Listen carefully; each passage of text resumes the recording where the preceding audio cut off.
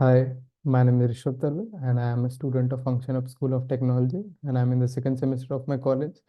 And we are learning DSA through LeetCode platform in Java language and practicing problems on LeetCode. So I was going through the question 172 on LeetCode, factorial trailing zero. So maybe you may be finding any difficulty, or you want to cross check your answer, or want to find a answer that will be in more precise manner. So I have tried to solve this question my way. So the difficulty level for this question is medium, and the topics related in this question is maths mostly. So from the outline of the question, the heading of the question, factorial trailing zeros, if we want to break down this line, this means we have been given an integer n and it's factorial. We have to trace down all the associated zeros with them. So this is the all requirement. So while break down the outline of the question, you get to know what you have to do in this question. So trailing zeros means all the numbers associated with the factorial of that number, or the total zeros associated in the last that are coming along with the factorial. So we have to count them, how many trailing zeros of that number. So let's understand the description of the question. So we have been given an integer n, return the number of trailing zeros in n factorial. So basically in this question, we have been told that we have been given an integer n. It can be any integer, and we have to return the number of trailing zero in that n factorial. So let's understand what factorial is. So factorial of a number is, let's say for example, we have an integer 5. So to find the factorial, we get from n minus 1 up to 1. So all the decrementing number, all the numbers less than that up to 1 will be get multiplied, and the product of all the numbers will be the factorial of that integer or the number you are finding. For example, we have been given in the question that n factorial is equal to n factorial n multiplied by n minus 1 into n minus 2, so on up to 3 multiplied by 2 multiplied by 1. So this is the factorial we have to solve for this question. So example has been given in this question that input n equal to 3.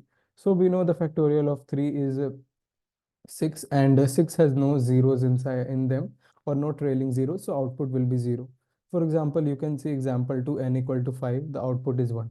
How the output here is 5? Because it has one trailing zero, and when we have to find factorial of 5, 5 multiplied by 4, 3, 2, 1, similarly like that, and we get the factorial as 120, and 120 has one trailing zero, so the output is 1.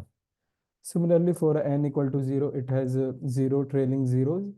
So the output will be 0 for input n equal to 0. Also, you can mention or see the constants have been given for the question that n cannot be less than 0 and cannot be greater than 10 raised to the power 4. So the constants also have been given that it cannot exceed 10 raised to the power 4 integer n. So let's approach for this problem, because a class has been already defined by the LeetCode, and public method is being given by the LeetCode. Trailing zero, integer n is the input here, and within the curly braces we have to implement our solution. So let's first initialize a variable count and initialize it with 0. Why we have initialized this variable? To keep the count of trailing zeros when we will find them. Now let's approach for this problem. How we gonna break down and solve this problem? To solve for this problem, what we're gonna do, we will apply logic inside ourselves at first. How we will gonna solve this problem? So at first we're gonna start with a while loop, where we are gonna use a while loop, because we keep checking for that number up to it. It won't get less than that 0. So let's apply. I'll explain the logic behind using the while loop also. So I have used the while loop here, while n greater equal to 0. Now this while loop will execute. We know while loop executes when the condition is true. So this will execute till the condition is true. Now let's implement another approach. So the approach that I've used here is n divided equal to 5. So basically the statement means n equal to n divided by 5. So we know that the factorial or trailing zeros can only occur when there are 2 and 5 inside the factorial. But we can see for any integer to trace down number of 2 inside them is quite difficult. To make our code efficient, we can count the number of 5 coming in that number. To count that 5 inside that number, we will divide that n with 5, and we will store inside count. So every time the code will implement a solution, this will divide the n by 5. We will get the n, and we will add it to the count variable which we have assigned. Now what we will do, count plus equal to n. By this statement, what's going to happen? Any number, for example, 5 will come, 5 greater equal to 0, this will be true. 5 divided by 5 equal to 5 divided by 5 equal to 1, then we will get count plus equal to, currently count is 0, and count plus equal to what we have got here, plus equal to n. So n is currently 1. So so my answer will be 1 here, and at last we will return that count. So this is the solution that I have implemented with, because for this solution, you basically checking the number of 5 inside, now total number of 5 in that number. While finding the prime factorization, you get to know there are several 2's and 5's.